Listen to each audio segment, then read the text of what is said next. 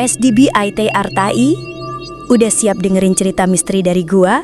Yuk gasken. Ada satu desa di ujung kabupaten yang jarang banget disinggung orang. Namanya Kampung Soreang. Bukan daerah terpencil, tapi juga bukan desa yang sering dilewati orang luar. Kalau lo lewat jalan utamanya, lo cuma bakal lihat hamparan sawah luas, jalan kecil dari tanah merah, dan deretan rumah panggung yang udah mulai tua dimakan waktu.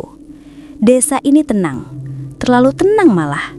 Setiap pagi, suara ayam dan radio butut dari rumah-rumah warga jadi musik yang biasa terdengar.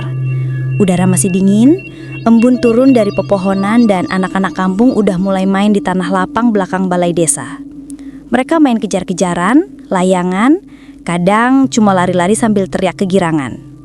Warganya hidup sederhana, saling kenal satu sama lain dan hampir nggak pernah ada hal besar yang bikin geger. Di tengah desa itu, ada satu jalan kecil yang jadi penghubung antara pemukiman dan pasar. Jalan itu selalu ramai di pagi hari karena jadi tempat lewatnya pedagang yang dorong gerobak, anak-anak sekolah, sama warga yang mau ke sawah. Tapi anehnya, begitu sore datang, apalagi menjelang maghrib, jalan itu selalu sepi. Bukan karena gelap atau menakutkan, tapi memang dari dulu orang-orang kampung punya kebiasaan buat cepet pulang sebelum matahari tenggelam. Kata orang tua-tua, waktu maghrib bukan waktu manusia. Kalimat itu sering kedengaran di mana-mana. Bukan cuma nasihat, tapi udah jadi aturan tak tertulis di kampung itu. Anak-anak dilarang main di luar setelah azan maghrib. Kalau masih keluyuran, biasanya besok paginya mereka bakal sakit, demam tinggi, atau ngigau malam-malam. Jadi, tanpa disuruh, semua anak pasti buru-buru pulang begitu suara azan pertama mulai menggema dari masjid kecil di ujung jalan.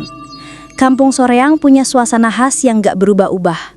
Waktu sore, langitnya oranye pucat, burung-burung kecil mulai turun ke sawah dan angin dari utara bawa aroma tanah basah. Kalau lo jalan kaki sore-sore di sana, lo bakal ngerasa tenang, tapi juga agak sendu. Kayak waktu berhenti sebentar buat ngasih ruang antara siang dan malam.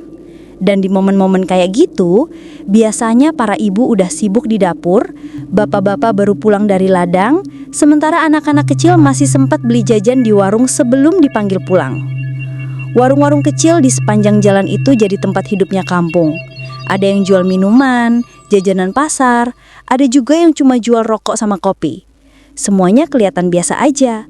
Tapi kalau lo perhatiin, di ujung jalan, tepat di dekat pohon randu besar yang udah berdiri puluhan tahun, ada satu lapak kecil dari kayu beratap sengkaratan yang cuma buka sore menjelang maghrib. Lapak itu nggak pernah buka pagi, nggak pernah buka siang, cuma muncul saat matahari mulai turun.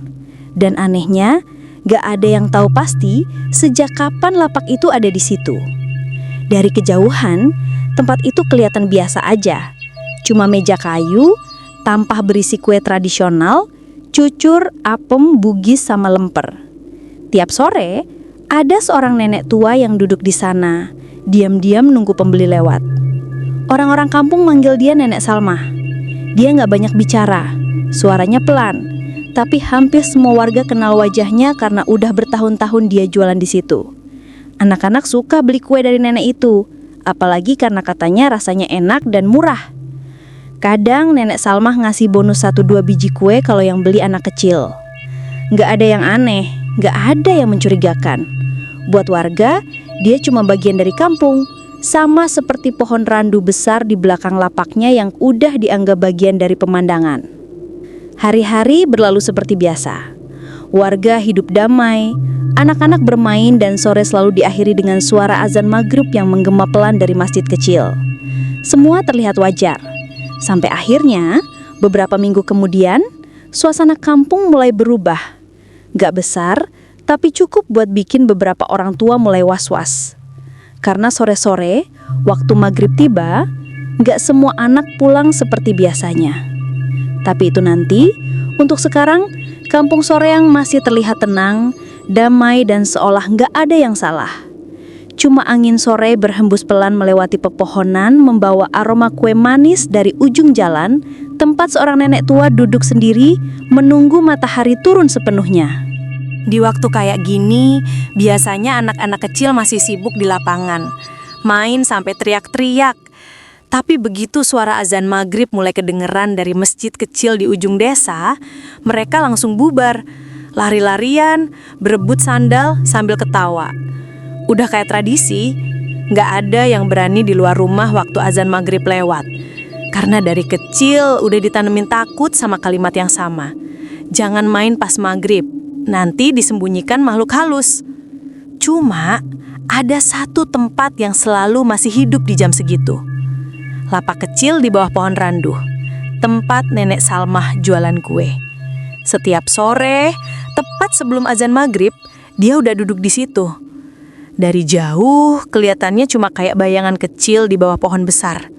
Lapaknya sederhana banget, cuma meja kayu panjang, tampah bambu berisi kue-kue yang ditutup kain putih, sama satu lentera kecil di sebelahnya yang nyala redup.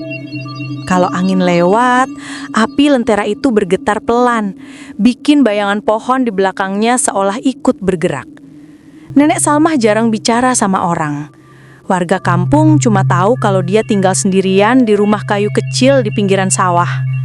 Rumahnya jauh dari rumah warga lain, agak tersembunyi di balik rumpun pisang dan semak liar. Setiap pagi, nggak pernah kelihatan dia keluar rumah. Baru sore menjelang malam, dia muncul dengan bakul di tangan, jalan pelan ke arah pohon randu itu. Awalnya nggak ada yang memperhatikan hal itu. Buat orang kampung ya biasa aja. Banyak orang tua yang jualan sore-sore buat tambahan penghasilan. Apalagi kue buatan Nenek Salmah emang enak. Manisnya pas dan gak pernah basi. Beberapa ibu-ibu bahkan sering nitip jualan di lapaknya.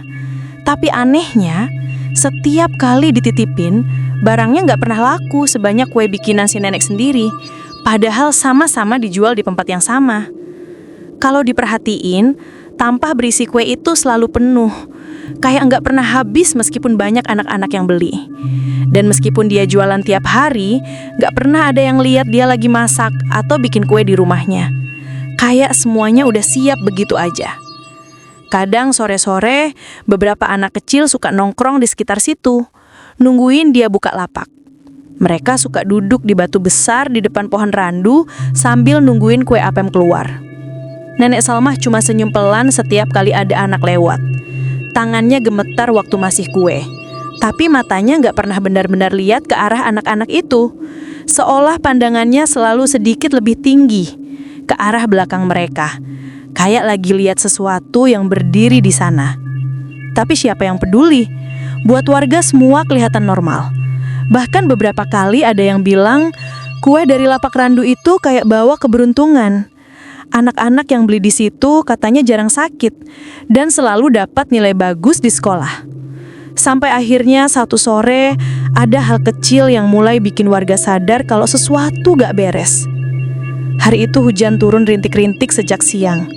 Langit mendung, udara lebih dingin dari biasanya. Menjelang maghrib, warung-warung mulai tutup lebih cepat. Tapi dari kejauhan, lentera kecil di bawah pohon randu masih nyala.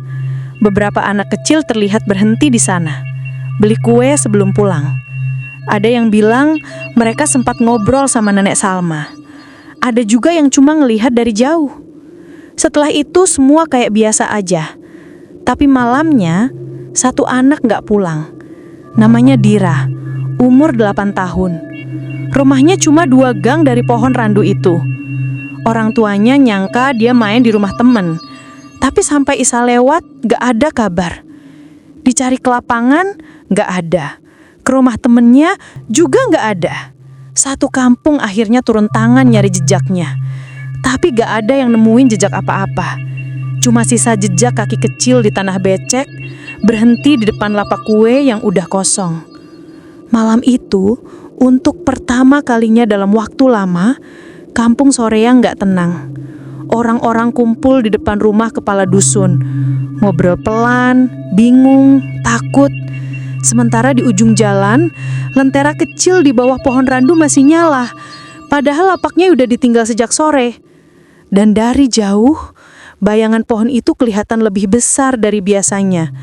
seolah ada sesuatu yang berdiri di bawahnya. Diam, nunggu waktu buat bergerak lagi. Sejak malam itu, suasana kampung Soreang gak pernah sama lagi. Anak kecil yang hilang, Dira, gak pernah ditemukan. Warga udah nyari ke sawah, ke sungai, bahkan ke kebun bambu belakang balai desa, tempat yang katanya sering dipakai anak-anak buat main petak umpet. Tapi hasilnya nihil, nggak ada jejak, nggak ada tanda-tanda. Kayak anak itu lenyap begitu aja, ditelan bumi. Beberapa hari pertama, semua orang masih berusaha tenang.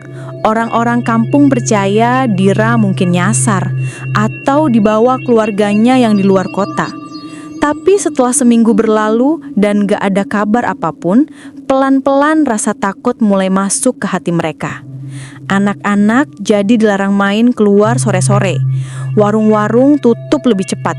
Jalanan kampung yang biasanya ramai menjelang senja, sekarang sepi bahkan sebelum matahari tenggelam. Cuma satu hal yang gak berubah. Lapak kue di bawah pohon randu itu masih buka seperti biasa. Setiap sore, lentera kecilnya tetap nyala. Kue-kue itu masih tersusun rapi di atas tampah, dan Nenek Salma tetap duduk di sana.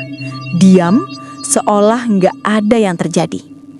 Anehnya, gak ada satupun warga yang berani ngomong ke dia soal anak yang hilang.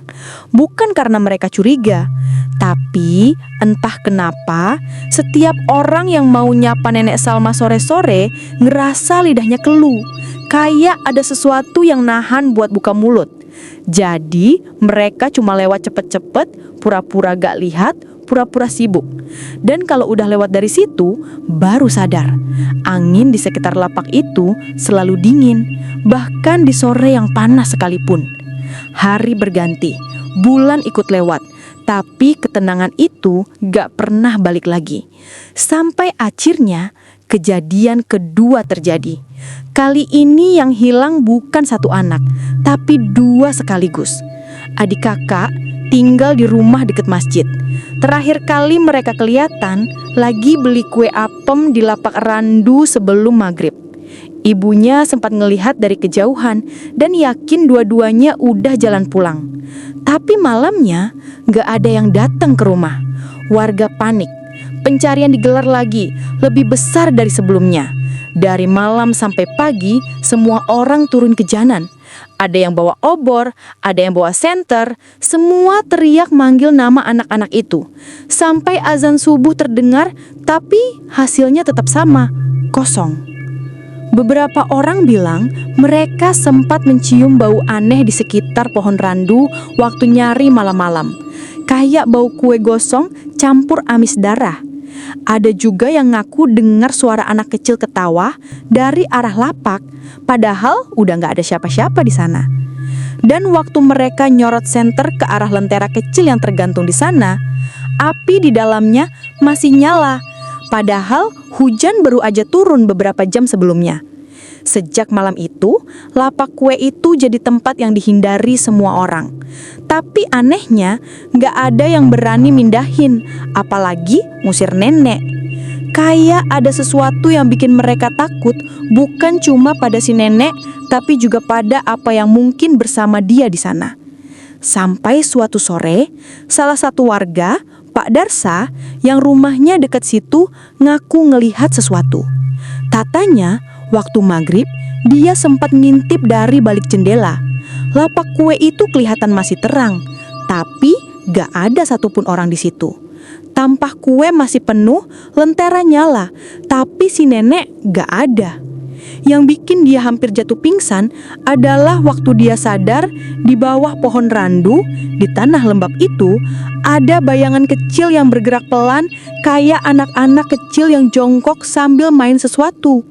Tapi bayangan itu gak punya tubuh, cuma bentuk samar, hitam pekat dengan kepala yang terlalu besar untuk ukuran anak kecil. Besoknya kabar itu nyebar.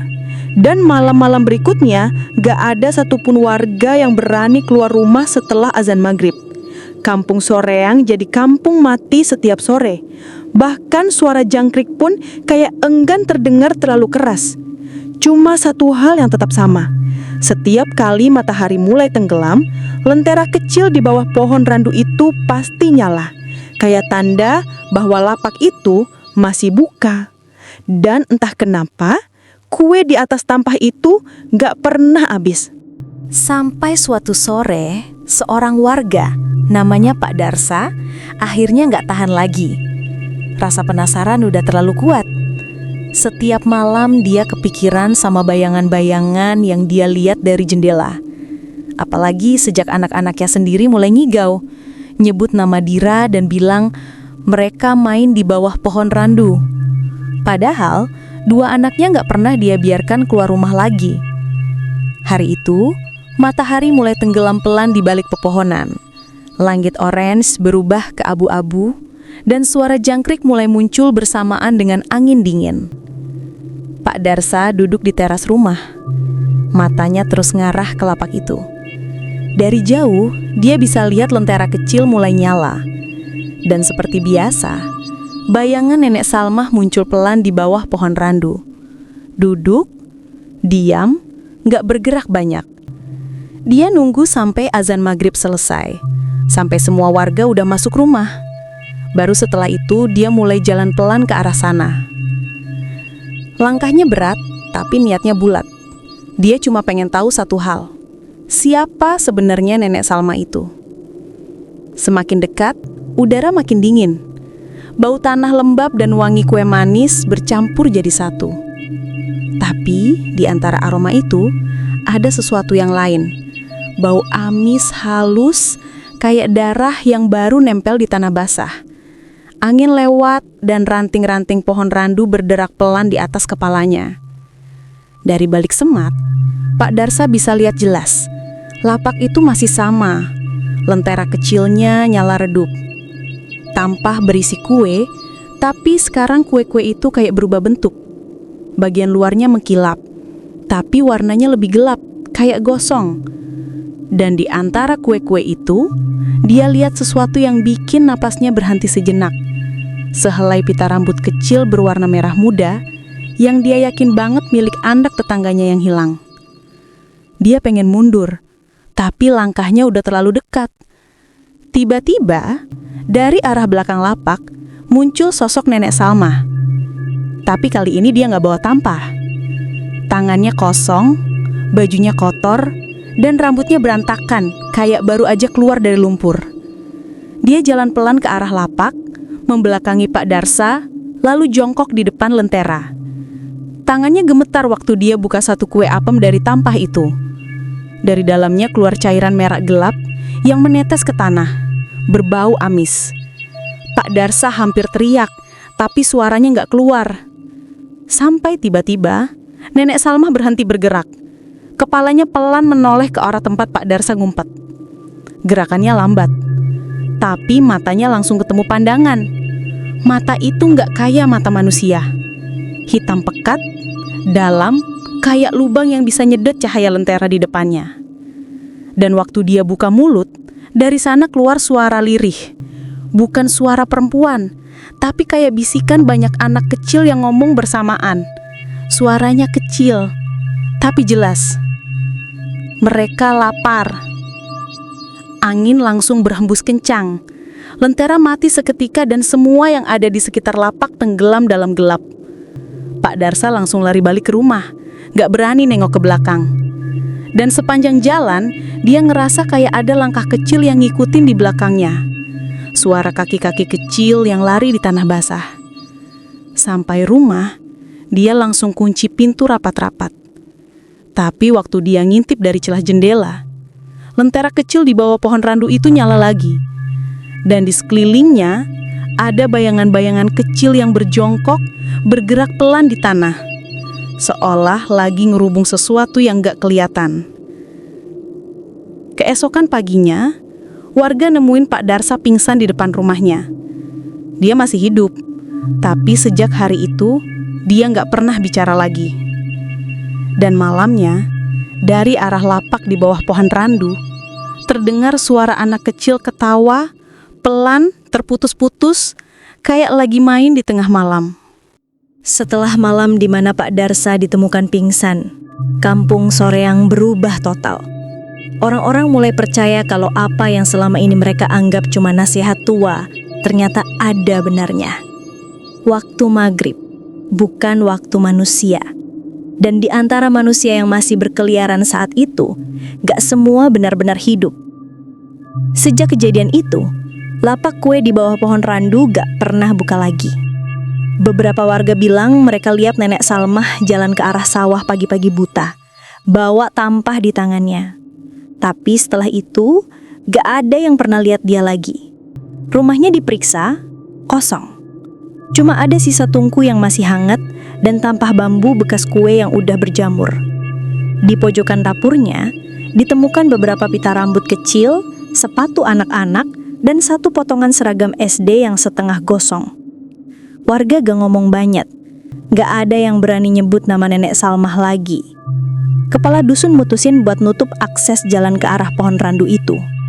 Pohon besarnya ditebang setengah malam, dibakar sampai jadi abu. Tapi meskipun pohonnya udah nggak ada, tiap sore menjelang maghrib, bau kue manis kadang masih suka tercium lewat angin. Bau yang sama, campuran antara gula merah, tanah basah, dan sesuatu yang amis. Beberapa anak kecil pernah ngaku kalau waktu mereka main sore-sore suka ngelihat lentera kecil di kejauhan, padahal udah nggak ada siapa-siapa di sana. Dan anehnya, tiap kali ada yang ngelihat cahaya itu, selalu ada suara halus yang nyusul dari arah angin. Suara kayak perempuan tua yang ngomong lembut, "Ayo sini nak, masih ada kue." Setelah itu, gak ada satupun anak yang berani keluar rumah kalau matahari udah turun. Kampung Soreang berubah jadi kampung yang mati setiap sore. Pintu rumah ditutup lebih cepat, lampu dipadamkan sebagian, dan setiap kali angin sore berhembus lewat celah jendela, orang-orang cuma bisa merapatkan selimut pura-pura gak dengar suara apapun dari luar. Beberapa tahun kemudian, sebagian warga pindah. Yang bertahan hidup dengan tenang, tapi gak ada yang benar-benar lupa. Nama kampung Soreang jarang disebut. Kalaupun disebut, cuma dalam cerita, dengan suara pelan, sambil ngelirik keluar jendela. Dan disitulah semua ini ditutup. Kisah tentang seorang nenek tua yang dulu cuma dianggap pedagang kue biasa, tentang anak-anak kecil yang terlalu lama main di luar waktu maghrib, dan tentang sebuah desa yang lupa kalau gak semua yang ramah di dunia ini benar-benar manusia. Jadi, kalau lo lagi di kampung, terus lewat jalan kecil sore-sore, tercium bau kue cucur yang manis dan suara perempuan tua manggil pelan dari kejauhan, jangan nengok. Jangan nyari sumbernya. Karena kadang, yang lu pikir cuma penjual kue, bisa jadi cuma sisa dari sesuatu yang belum benar-benar pergi. SDB Arti AI, ketemu lagi di cerita-cerita misteri lainnya. Bye-bye.